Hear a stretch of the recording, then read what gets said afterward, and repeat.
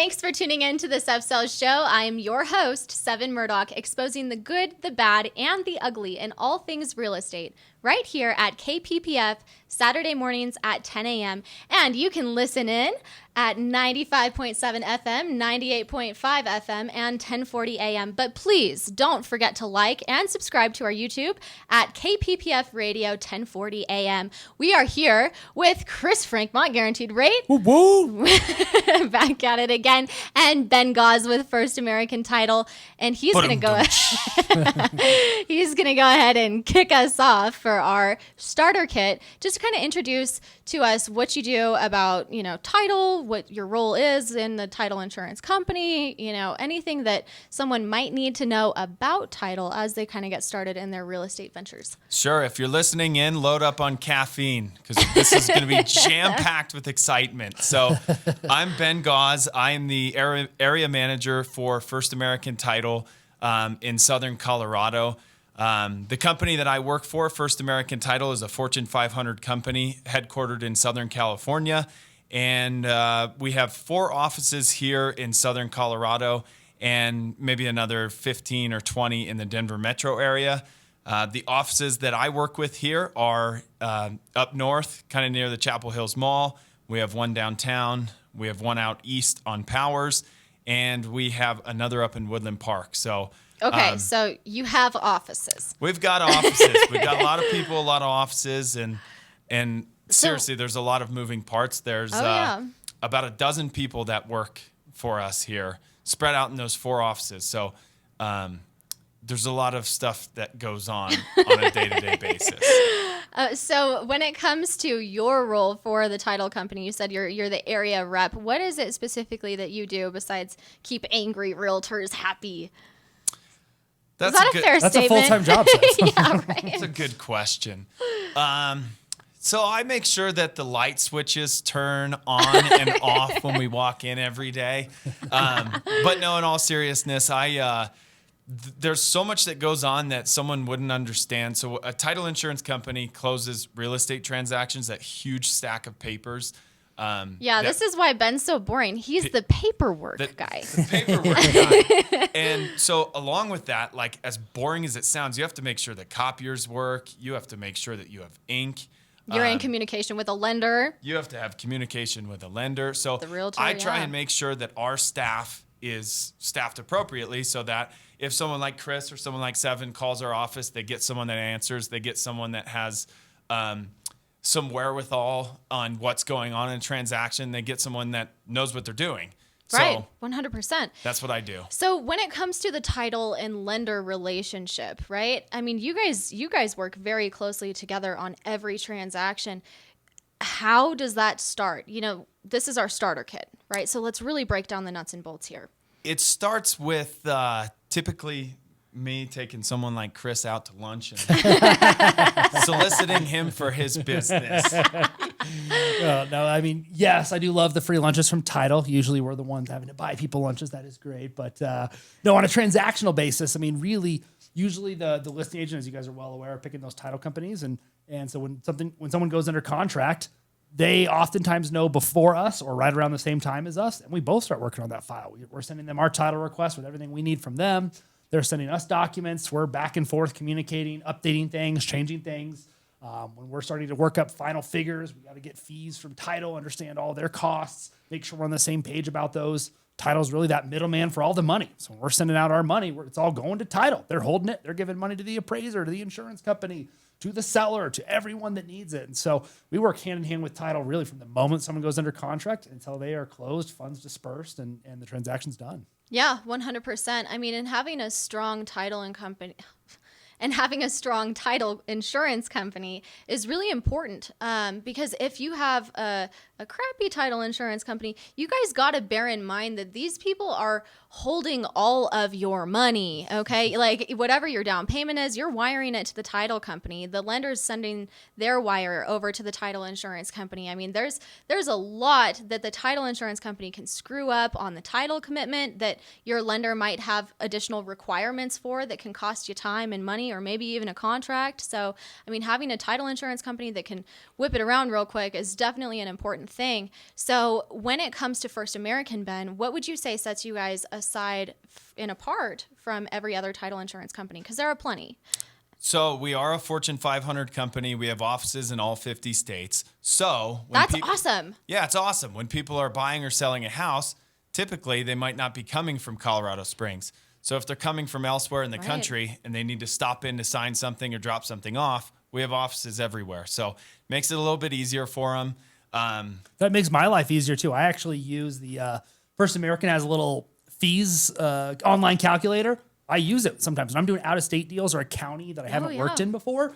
I'll go check that to see if there's transfer taxes or things that I'm not aware of. Now, our first and foremost is call the title company in the other state, get the fees. But if I'm working it up on a night or a weekend and I'm not familiar with the area, I use First American's little title fee calculator to see what are some of the fees I need to be aware of out there. 100%. And one thing that I love about you guys having offices in all 50 states, I mean, that's huge for any mail out closing. If you've got a power of attorney, anything that has to be notarized, sent back, earnest money, dropping that off. A lot of people are becoming, in my experience, I don't know about you guys, but increasingly reluctant to wire. Are you seeing that at all? Yes, actually, it's funny you bring that up. We just had a transaction that someone spoofed our email address. They hacked into, I'm not sure whose email it was, but it was someone's email, and they acted like they were us. And they told the buyer, it was a cash transaction, $1.2 million, I think. And they told the buyer to wire their money to a different location. Luckily, the buyer had an attorney. He was smart enough not to just send the wire there. But had he sent the wire, it would have been gone. It would have been gone. So, yeah, people are increasingly cautious about sending a wire for that exact reason. Once you send a wire, it's done. Bye-bye. And that's why you want a good title company that's following up, an agent, a lender that are keeping track of things. We had the same scenario a couple of years ago, and they impersonated the email, they copied the signature, and they started emailing me 2 weeks before closing. Hey, status update on this. Where is this at? Well, that title company was slacking. They weren't checking in anything with us. The only communication we're getting is this fake person. Now, eventually, when they sent the wire instructions changed, here it is. Luckily, our red lights went off, and when we found out that was fake and it had all been impersonated. But if we had a great title company like First American, I think we would have heard from them and then interim and been like, wait a second, this is not you as well. So what are your some of the main red flag markers for wire fraud? I mean, what would you tell our listeners to really look out for? So there's the one main red flag, which Chris alluded to, is they changed their wiring instructions. Yes. Title companies don't. I've worked for First American Title for 8 years. We have never changed our wiring instructions. So this doesn't happen.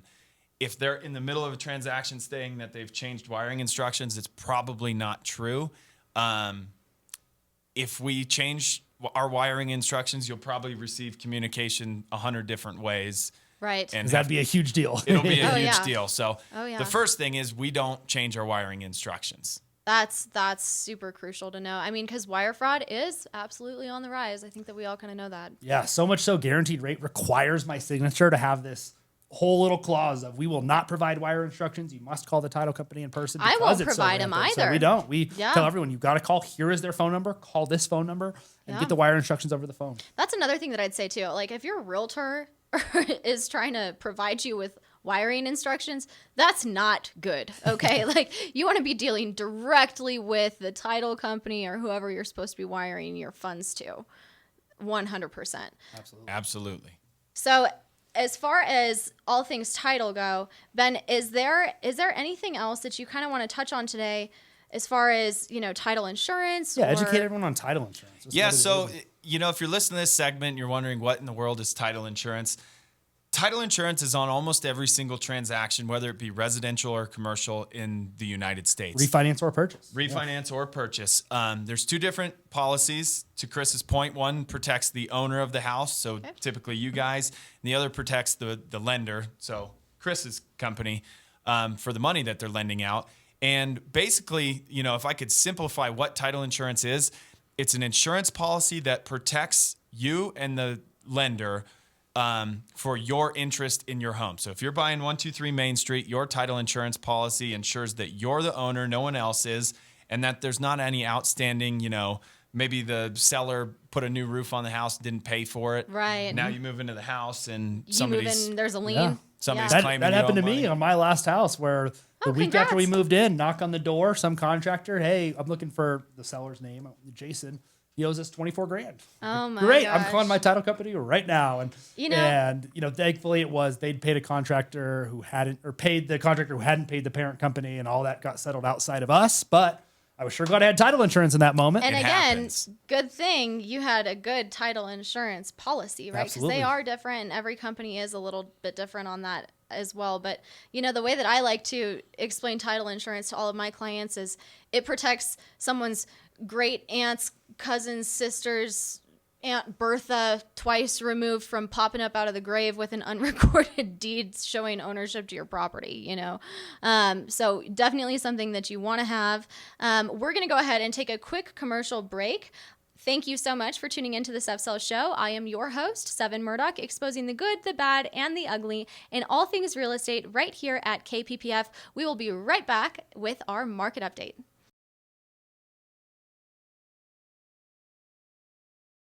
Thanks for tuning in to the SevSells Show. I am your host, Sevin Murdock, exposing the good, the bad, and the ugly in all things real estate right here at KPPF Saturday mornings at 10 a.m. You can listen in at 95.7 FM, 98.5 FM, and 1040 a.m. But please don't forget to like and subscribe to us on YouTube at KPPF Radio 1040 a.m. Now, we are going to go ahead and dive into our market update here with Chris Franquemont with Guaranteed Rate, because real estate comprises nearly half of our nation's wealth. So welcome to our market update, Chris. Thank you.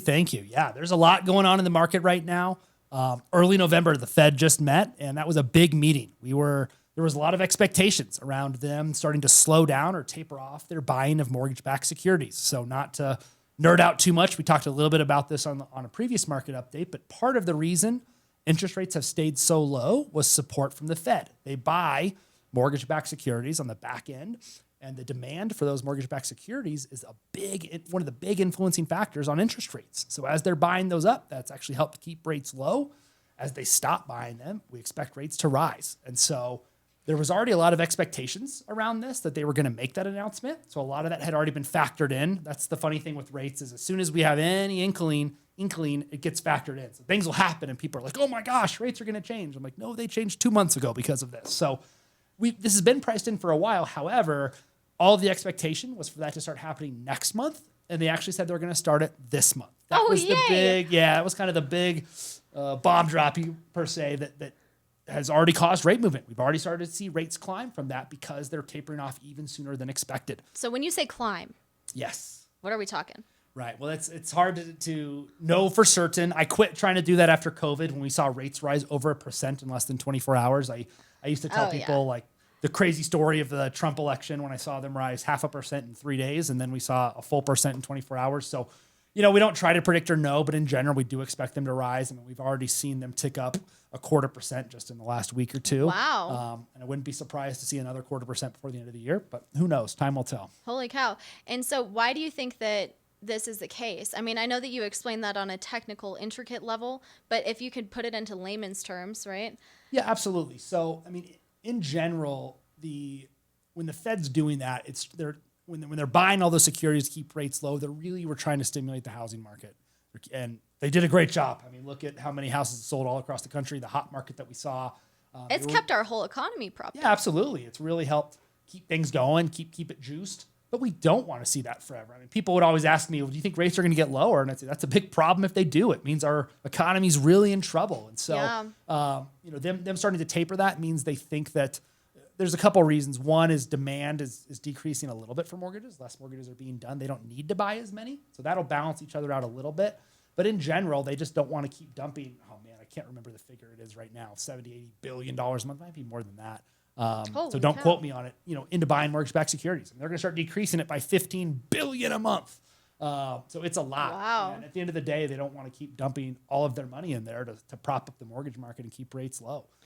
That is a temporary fix when we have certain economic conditions like we had, but it's not something we want to do forever. So would you say that seeing higher interest rates to a certain threshold, right, it would be a good indicator of a healthy and strong economy. Yeah, it means we're moving in the right direction for sure. I mean, as we see rates start to climb, it is a good indicator that the things are starting to move in the right direction. Doesn't mean we don't have issues. Doesn't mean there's not other things that need to be addressed, but it is overall a positive indicator that the economy is moving in the right direction. Now, as far as those rates increasing and someone's ability to qualify for a loan, right? If you might be right on that cusp, right on that threshold of, I can qualify at a 3% interest rate for a $300,000 house, and now we're looking at a 3.5 or 3.25% interest rate. Are you still able to qualify for that $300,000 house potentially if those rates rise? It's a great point, Sevin. I mean, depends on the case, but not always. Yeah. That was the really tough thing that we had back when I referenced earlier when rates changed so drastically. That was a time where rates rose a percentage point. I had to make a lot of phone calls and say, hey, your max just decreased from X to Y because of these changes. That was really tough. And so absolutely that can happen. That can decrease your buying power and even more so why it's a good time to jump in now while rates are still historically low. Have they gone up? Yes, but we are still lower than we'd ever been as of 2 years ago. Oh, yeah, 100%. I mean, when we're talking about rates going up, I mean, you look back in the 70s, they were like, 11 to 14%? Yeah, late 80s were 18 or 19%. Yeah, that's wild. Even just a couple years ago, guys, even just 3 years ago, we saw conventional rates jumping into the mid-4s. We were doing VA up into the high 3s and low 4s, which is still in the scheme of things a low rate, but much higher than we're seeing right now, and that was only 3 years ago. So would you say low interest rates have been a large contributing factor as to, equitable gains in returns? People are qualified, for a higher dollar amount at that point. It's a very interesting question. So I think that it's not something I've thought about before, Sev. It's a great question. I think just thinking basic supply and demand, you would think, okay, if rates are low, there's more people that can buy or want to buy that house that now have the ability to buy that house. Right. And absolutely that could push prices up. I mean, more demand means higher prices, right? I mean, and at the end of the day, like the average borrower, they really only care about their monthly payment. If they're paying $500,000 for a $400,000 house, as long as the monthly payment's the same, who cares? You're exactly right. The two things that really affect people is the bottom line and monthly payment. I tell them all whenever we're looking at loan stuff, we're going to look at all these details at least once so you can know how we get there.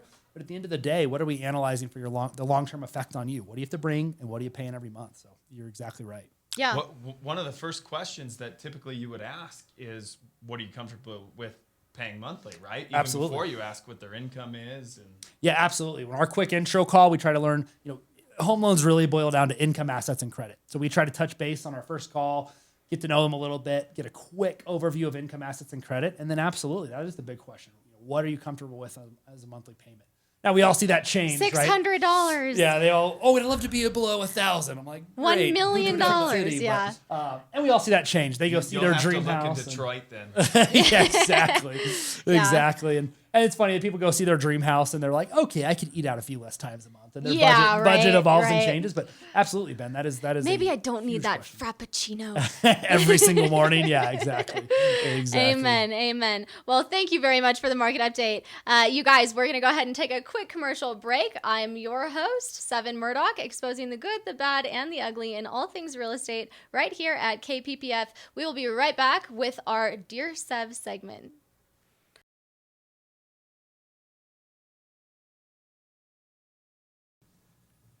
Thanks for tuning in to the SevSells Show. I'm your host, Sevin Murdock, exposing the good, the bad, and the ugly in all things real estate, Saturday mornings at 10 a.m. right here at KPPF Radio. Now, we are here in studio with Ben Gosz, First American Title, and Chris Franquemont, Guaranteed Rate. I love your smile every time. You always do this little shimmy. Guys, I wish you could be in here with us. Now, we're going to go ahead and segue into a note from our listeners. Dear Sev, can I close on my house online, right? And I think that that's actually a really good question. It's a very fair question because what can't you do online? I feel like, you can date online. You can order a mail order bride online. You can order, food to your door now online. There's nothing VIP. You can't do on the internet, right? So can we close on a house? Yeah. The answer to that question is, I don't know. Yes and no, maybe. I'm not an attorney, but I'll give an attorney answer. It depends. So it does depend. So if you were a seller asking that question, can you close online? The answer to the question is maybe. Still maybe. Still What maybe. about a buyer? If you are a buyer, the answer is probably no. You Oh, okay. can't buy your house and close all your real estate documents online. Now, I'll ask Chris, because that kind of leads into it's a mortgage question, right? Most of those papers you're signing as a buyer are for your mortgage. A few of them are for the real estate for your house. Yeah. But if Chris's company is going to lend you money and we're notarizing, that's really the key of why you have to come in person, is for the notary part. Right. Is Chris's company going to be able to sell that loan, if they sell the loan, to a government-backed, security, if it has an online notary Right. versus if it has a regular notary? Yeah, it's a great question, Ben. And like you said, it does depend. Yes, we can. Right now, in very, very, very limited capacity, can we still do that? So our big thing is all of our loans, we do hybrid closings where they sign anything that doesn't have to be notarized online. Anytime the day of closing, those documents unlock at super 12:01.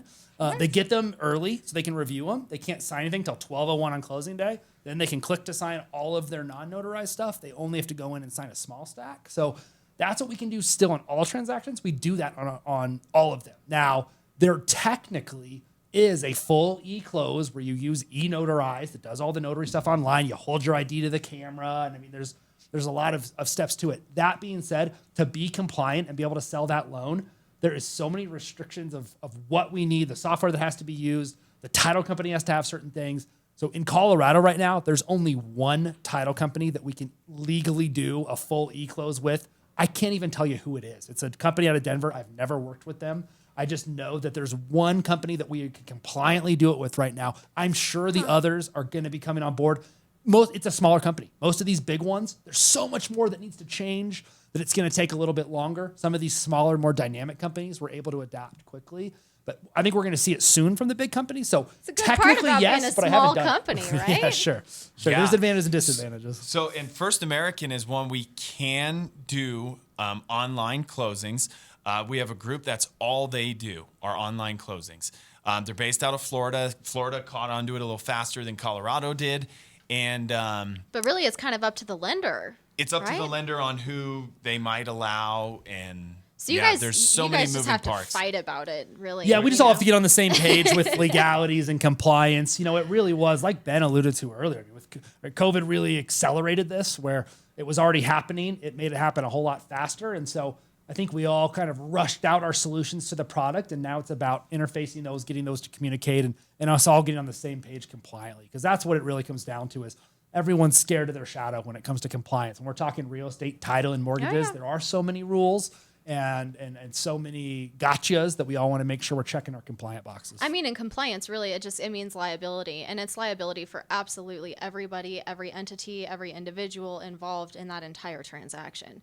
Even down to the buyer. I mean, and would that affect title insurance at all?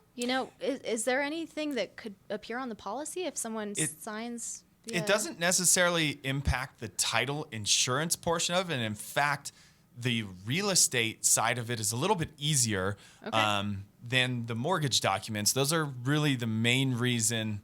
Right, that so it's no one very likes you difficult. because you're boring, and no one likes Chris because he has 'Cause we're all his complicated. paperwork, right? Yeah, I would say if we fast forward 10 years, people will probably be buying a home and not sitting in the sure. closing room as we do it today, Right. Signing a huge stack of papers. Well, I mean, and earlier we had kind of touched on wire fraud, right? I mean, how do you avoid, I guess, closing fraud if you're closing online? Yeah, for sure. Because you can order Yeah. a fake ID anywhere now, right? Yeah, actually, so that's a great question. Our system, and again, there's so many things. COVID tried to speed this up a little, but the title companies really weren't ready for it Right. to move online. I don't think anyone was ready for yeah. what COVID brought to the So table. how do you verify an ID is real on the camera? I don't know. Our software that First American uses, we'll go through a series of questions to verify your identity, and we ask questions that you would probably literally be the only person that would know. It might be 10 questions. It would say, what kind of car did you drive in 2008? And you would answer that question. And it's one of those security platforms versus your ID, actually. So hopefully you've got a good memory. Yeah, well, and eNotarize does the same thing. It pulls questions. A lot of that derives from your credit report. The issue is when people have inaccurate info on there. So something comes up, which address were you tied with? And they're like, well, none of these, and none is not a choice. And we've had some of those where we were trying to do an eNotarize, and the questions pointed from their credit report was some kind of false data from before, and they couldn't get them right. It was a big hurdle for trying to accomplish exactly what you're getting at. So these are some of the hurdles we're hitting as we try to move towards an electronic environment. Well, I mean, and so many people have things falsely reporting on their credit. Right, yeah, tons. You're right. And this whole thing, it sounds so simple. I mean, like you said, you can order, a pizza. You can order furniture and have it delivered basically the same day. But why can't you close on a real estate transaction online? You still do all this old school paperwork, and because reason why real estate is an old school industry. Like, let's be honest. I feel like we're catching up with the times. It's crazy how much it's already evolved. I mean, when I think back even 5 years ago to how many more clients came in person, brought me documents in person. I mean, that has already shifted. I'm still that guy. Massively. I'm like, look, I printed all my bank statements. And the lender's going, oh, but man. You forgot page 7. It was blank. I don't care. Yeah, no, isn't that the truth? It's definitely interesting to see how technology and real estate are integrating together more and more over the past couple of years here. And really, I think that the real estate industry as a whole has been very behind on the whole technological advancements that we've seen. So it's a refreshing thing. I think that there's going to be a lot of opportunity, but definitely some challenges that come and arise out of it as well. Yeah, who's going to redo CTME? I'm so tired of that. Oh, right. We'll have to do a whole show on just that, you guys. Seriously. Well, thank you so much for tuning into the SevSells show. Ben, thank you for being here. Chris, as always, a great pleasure to have you on. I am your host, Sevin Murdock, exposing the good, the bad, and the ugly Saturday mornings at 10 a.m. right here at KPPF. And again, don't forget to like and subscribe to us on YouTube at KPPF Radio 1040 a.m. Or you can go ahead and listen in at 1040 a.m., 98.5 FM, or 95.7 FM. Thank you.